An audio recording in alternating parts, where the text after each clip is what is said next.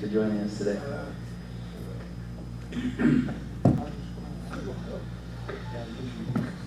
Bismillahirrahmanirrahim.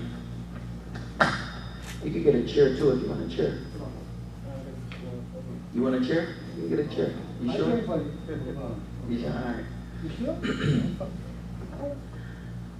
أعوذ بالله من الشيطان الرجيم. بسم الله الرحمن الرحيم.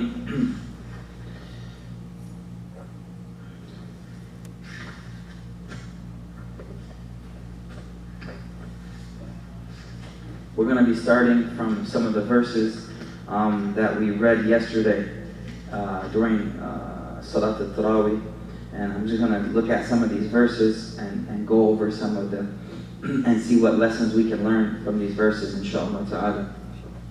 So the surah that we began yesterday is Surah Mu'minun, which is the chapter of the believers. The chapter of the believers. And the surah begins, أعوذ بالله من الشيطان الرجيم بسم الله الرحمن الرحيم قد أفلح المؤمنون. Indeed, successful are the believers. And in this beginning of this surah, Allah subhanahu wa ta'ala delineates or lists all of the attributes which a believer should have inside of them to make them successful. But in the beginning, Allah begins this verse by saying, قَدْ أَفْلَحَ الْمُؤْمِنُونَ, that indeed the believers are successful.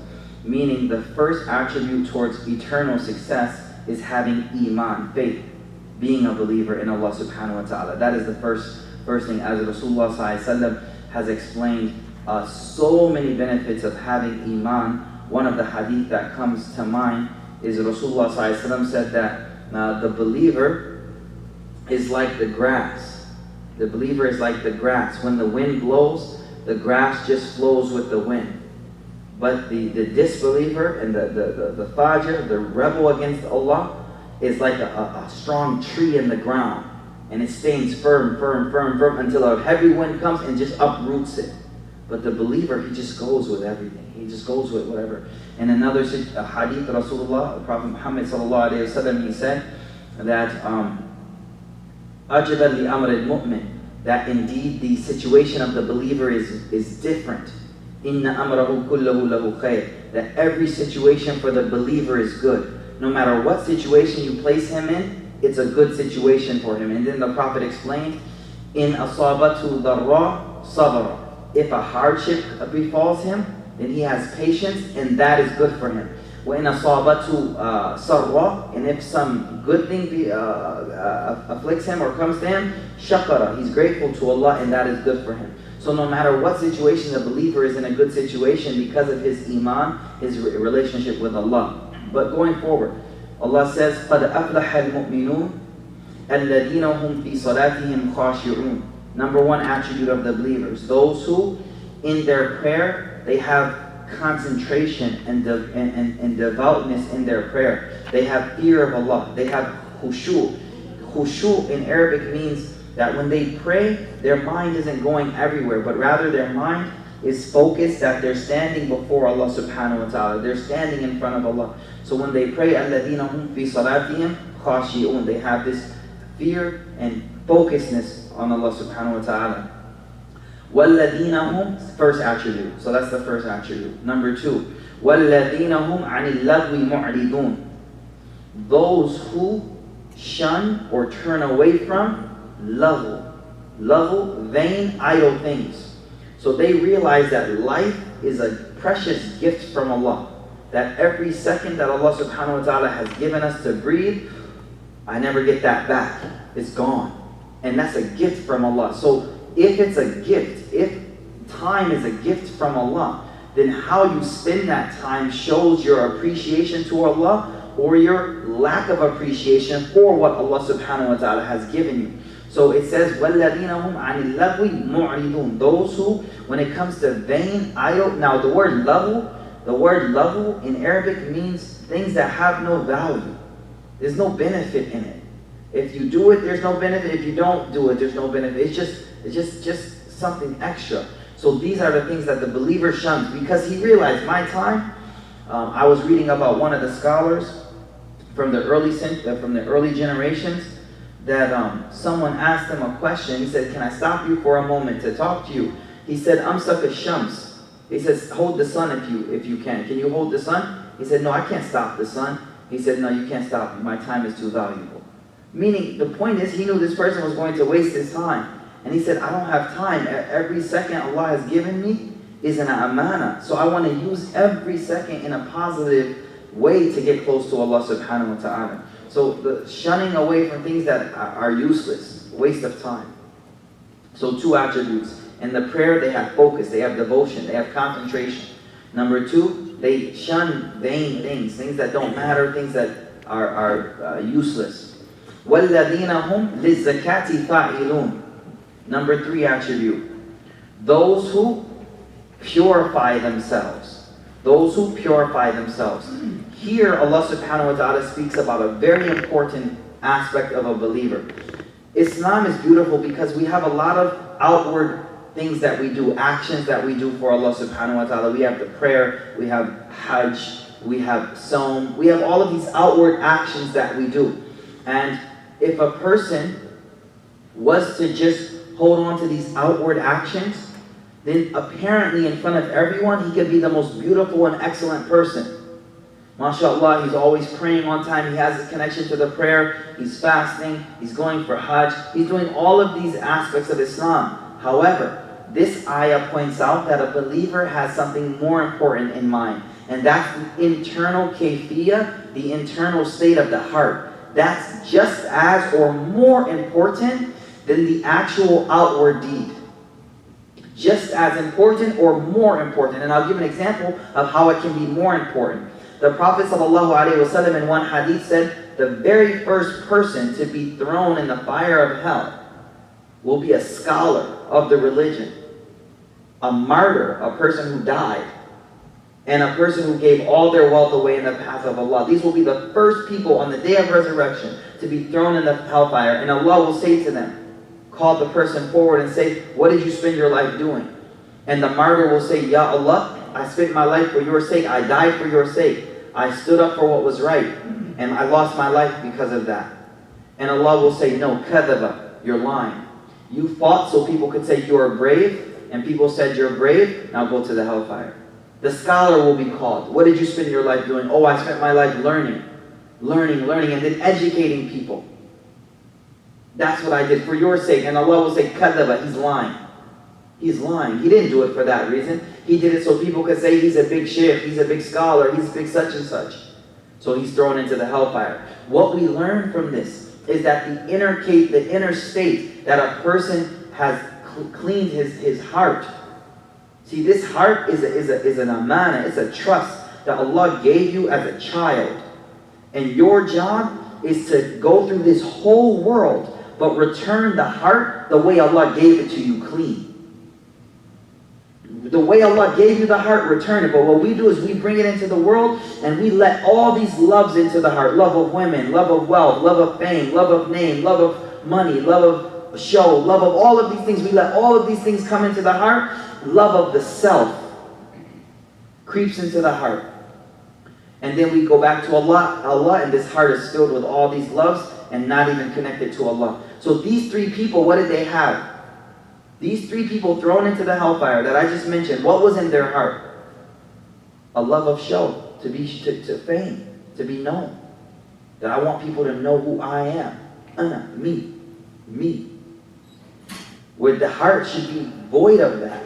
A person, when he says Allahu Akbar means Allah is Akbar. Allah is the greatest. Not what people are seeing. So the quality of riyah, showing off, will be a quality that will place a person in the fire of Jahannam, and it's a dangerous quality. But where does that quality lie? That's my point. Here we are fasting, not eating, not drinking, or refraining from sexual acts. And we're praying all of these prayers up and down, putting our face on the ground, doing all that. We wash up before the prayer. All of these outward acts. But the reality of those outward acts is the inside kayfiyah, if the heart has connected to the act. And the heart has connected to Allah. And that's what this hadith taught us. That if a person hasn't cleaned his heart, and that's why in another verse Allah says, يَوْمُ لَا يَنْفَعُ مَالٌ وَلَا بَنُونَ. That day, the day of resurrection, nothing will avail a person, no wealth and no children will avail a person. إِلَّا مَنْ أَتَى اللَّهَ بِقَلْبٍ سَلِيمٍ. Except the one who goes back to Allah with a salim heart, a pure heart. Meaning the way he came in this world with a pure heart, he goes back to Allah subhanahu wa ta'ala with a pure heart. He doesn't let all of these other loves come into his heart. His love stays solely for Allah subhanahu wa ta'ala. The heart stays solely for Allah. So this is what this ayah is telling us, that these people purify the heart. Now, anything in this world, we know it gets dirty. It has to have a checkup. Your car has to get that checkup. Your body has to get a checkup. Everything has this, every now and then has to just be checked up to make sure it's okay. What about the heart? Do we ever check and make sure our heart is in the right place? Do we ever make sure, wait, is my heart too attached to my money? Is my heart too attached to all of this house and these cars? Is my heart too, do we ever get a checkup for that? No, we just, okay, I'm a Muslim, I'm praying, I'm doing this. But the internal state is the most important thing. And that's what we lose with the second generation. When the second generation Muslim youth see a generation that's only ritualistic. And when I mean ritual, a ritual is just an act done. 5 prayers, boom, boom, boom, boom, boom, salaam alaikum, keep going. When one generation of children see ritualistic implementation of Islam, then that creates in them, they see the hypocrisy and they say, well, why would I just fake it? The internal isn't there. This isn't what it's about. So what we have to understand is the importance, and I'm stressing this point because we never get enough time. We only get enough time to do the outward. We never get enough time to just sit down and focus on our heart and make sure our heart is really connected to Allah. And that's why Umar bin Khattab used to say, "Hasibu anfusakum qablu an tahasibu." That take yourself to account before you are taken to account by Allah. Meaning sit down, take time out, contemplate on the state of your heart. Is my heart filled of show? Am I praying to show off? Is my heart filled of love for, is my heart filled of jealousy for anyone? Jealousy is a disease of the heart that the Prophet Muhammad ﷺ in the Quran says a person should never have in their heart. Jealousy for anyone. Is jealousy in the heart? Anger. Anger. Is there anger built up? We have people walking around time bombs. Just time bombs because they have so much suppressed anger inside. So much suppressed anger inside. And Rasulullah ﷺ said a beautiful hadith. Man sakhita falahu sakht. Wa man radiya falahu rida. See, when you're angry, eventually that anger goes to anger to Allah. First it starts off, I'm angry at this person. Then I'm angry at this person. Then I'm angry at the whole country. Then I'm angry at Allah. Why did Allah put me in this situation? So Rasulullah ﷺ said, Man sakhita falahu sakht. Whoever is angry, all he gets is anger. وَمَنْ رَضِيَ. Whoever is pleased, content, فَلَهُ الرِّضَى. Whoever finds contentment, alhamdulillah, then his contentment goes all the way back to Allah subhanahu wa ta'ala. But the point is, where does rida lie at? Where does sakht lie at? Where does that sukht lie at? Where is it? It's here. And until a person cleans the heart from this anger, till a person greed, tama, the word greed, tama, lalachi, is a sickness of the heart, where they just want more, more, more, more.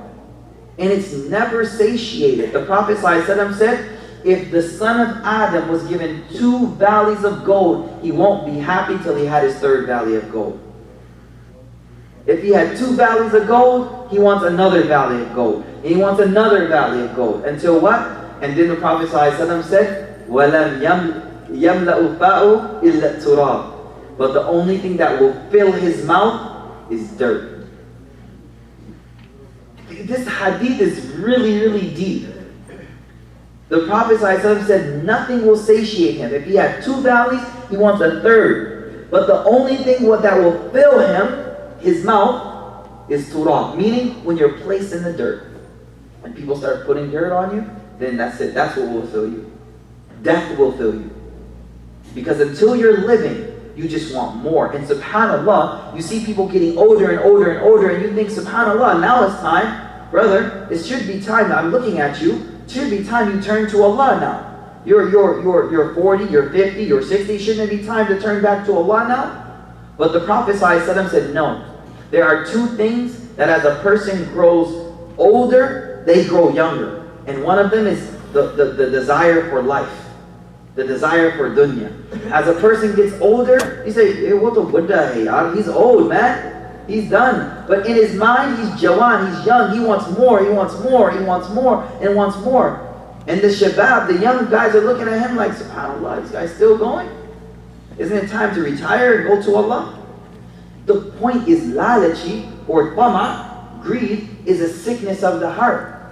And the Prophet ﷺ taught us how to solve it, how to cure it, how to take it away. And what is it? Look at those who have less. You will be content with what Allah gave you. Don't look at those who have more. You will be dissatisfied with whatever Allah subhanahu wa ta'ala gave you.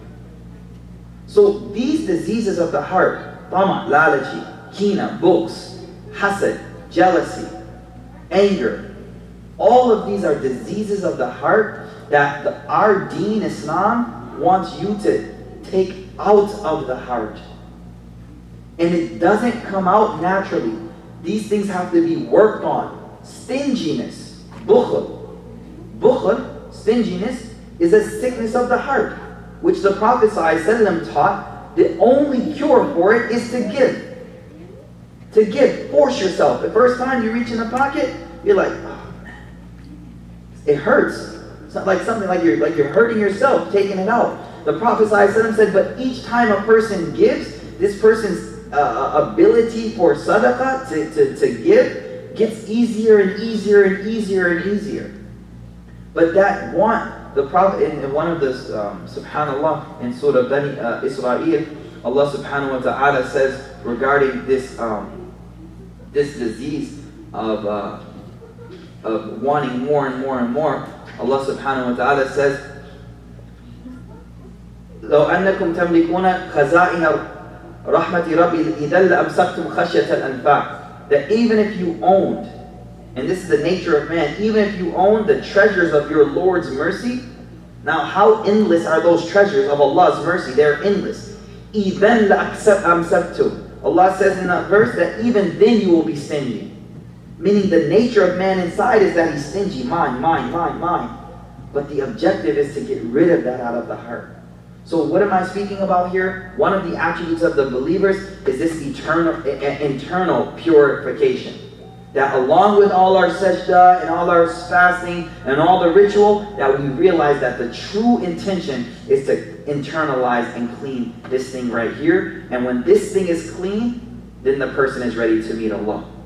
But when this is dirty, this heart, a person can never meet Allah. One of the things, arrogance.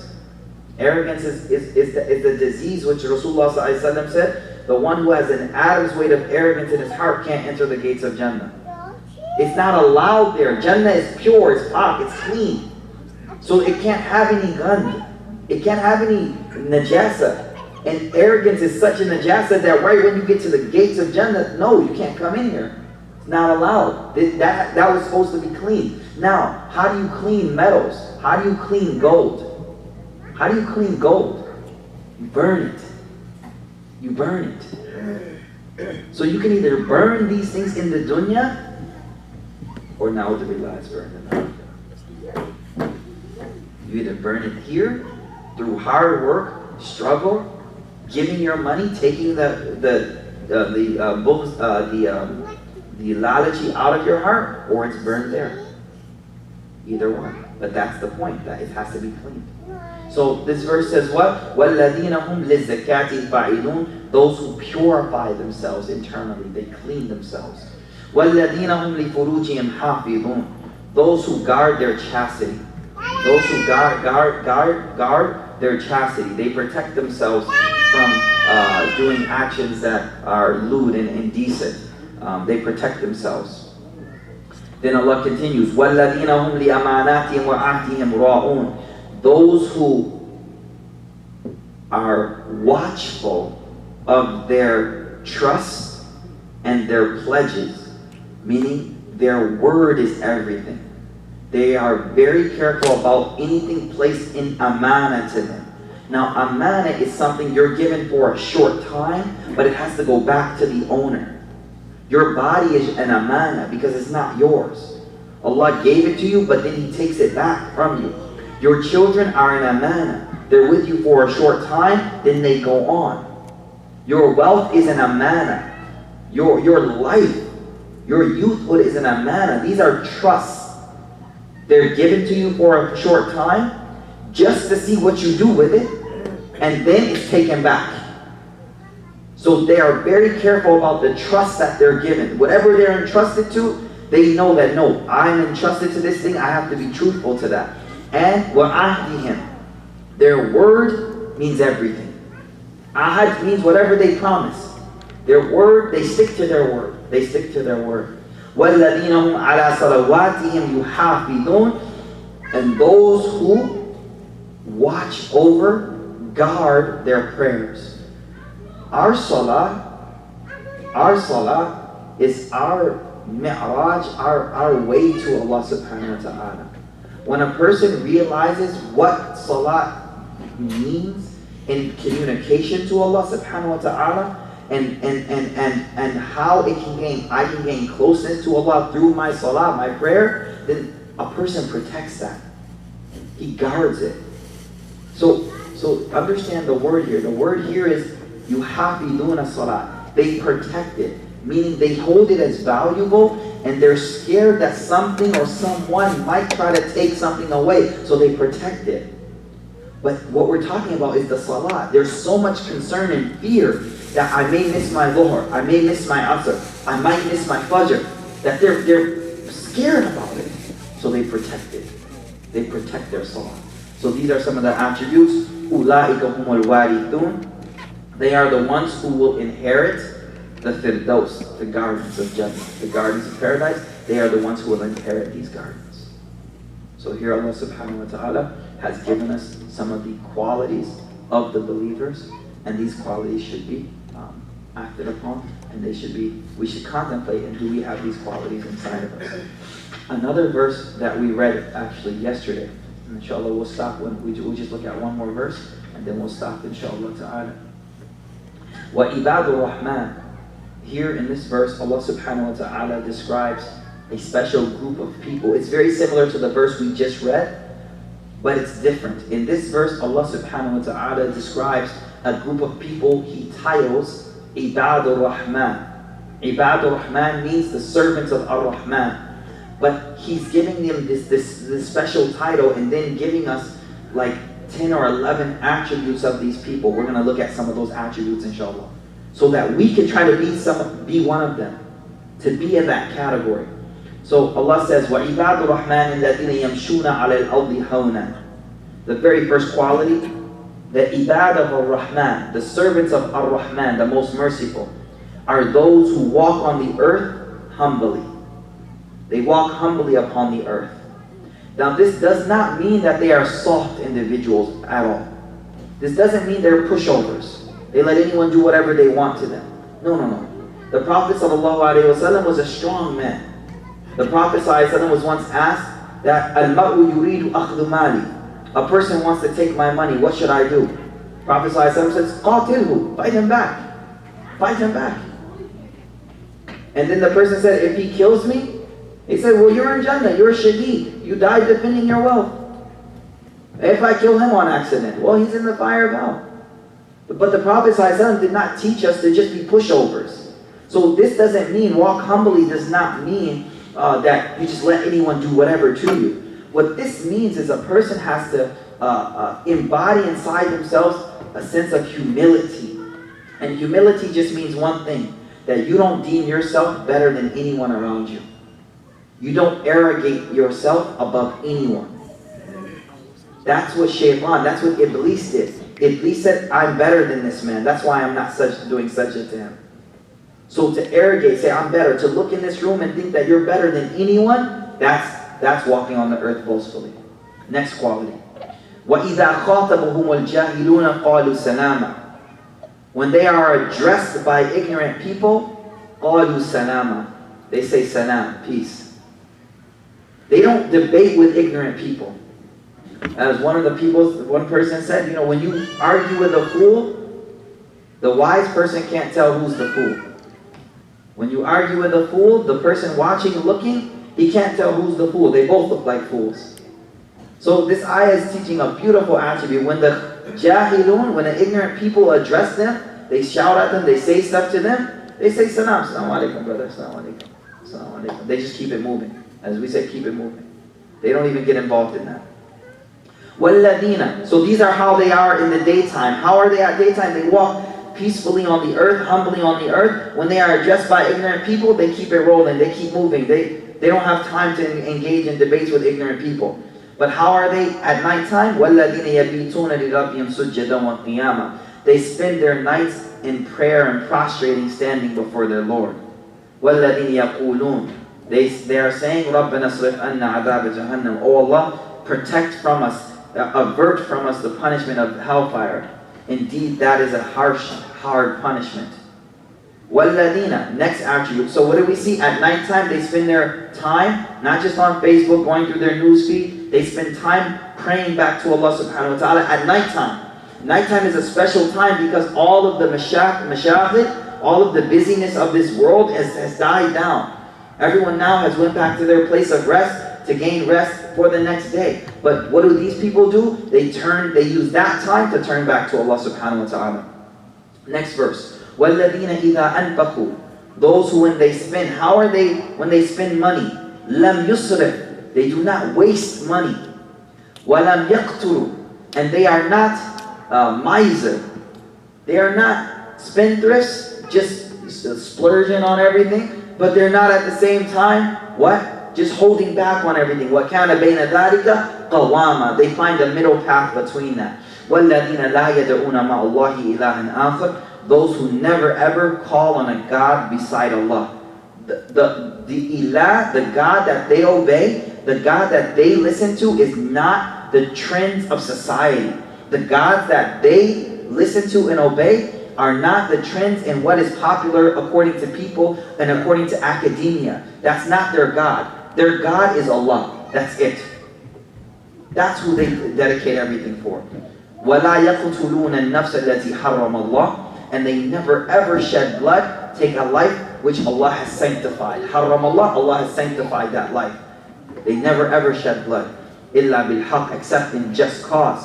وَلَا يَزْنُونَ. And they never fornicate. وَمَنْ يَفْعَلْ ذَلِكَ يَلْقَى أَثَامًا. And whoever does that, they will incur great sin. So there's more here, but our time, it's time for us to make dua, inshallah, as the fast is almost done. So these are just some verses that highlight some of the attributes that the Ibadur Rahman should have, inshallah. So what we'll do is we'll stop here, inshallah ta'ala. So we ask Allah to give us the ability to bring these attributes in our lives, inshallah ta'ala. Let's make a short dua, inshallah ta'ala.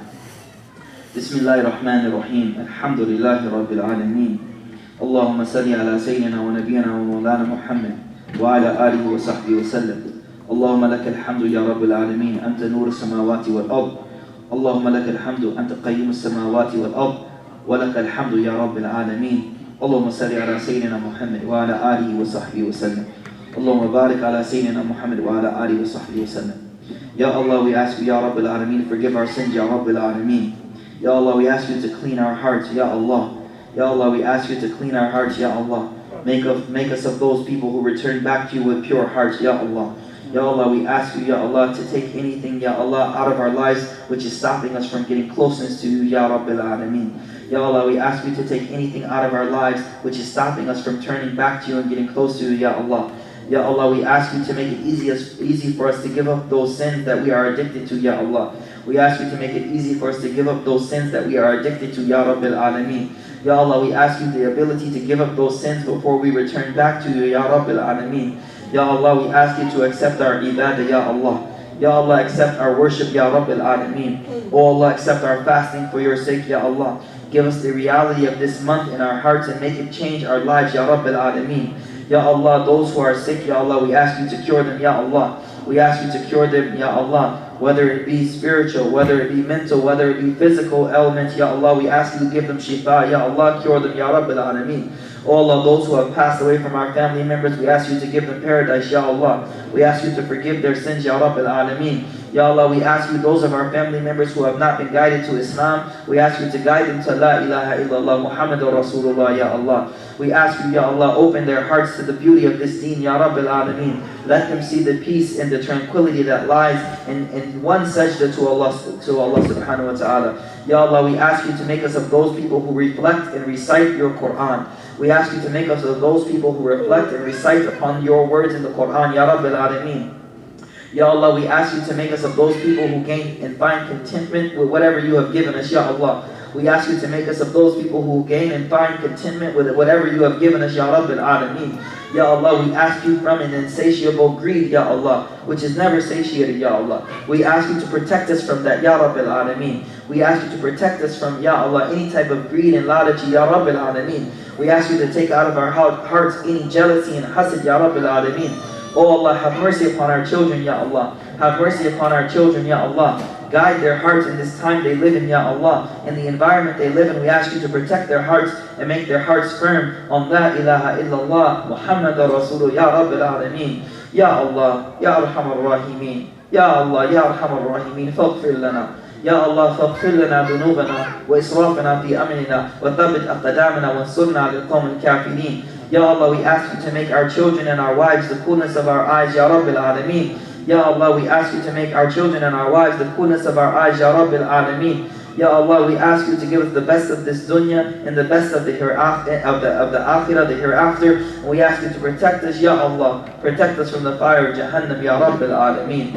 Oh Allah, we ask you to give us Jannah, Ya Allah. Give us paradise, Ya Allah. And give us those actions which will gain us Jannah, Ya Rabbil Alameen. Give us a love of those actions which will gain us, Ya Allah, your paradise, Ya Rabbil Alameen. Ya Allah, as these last 10 days of Ramadan are approaching us, Ya Rabbil Alameen, as these last 10 days are approaching us, Ya Allah, we ask you to give us the ability to use the rest of this month to the best of its potential, Ya Allah, and gain closeness to you, Ya Allah, in this blessed month, Ya Allah. رَبَّنَا تَقَبَّلْ مِنَّا إِنَّكَ أَنْتَ السَّمِيعُ الْعَلِيمُ وَتُبْ عَلَيْنَا يَا مَوْلَانَا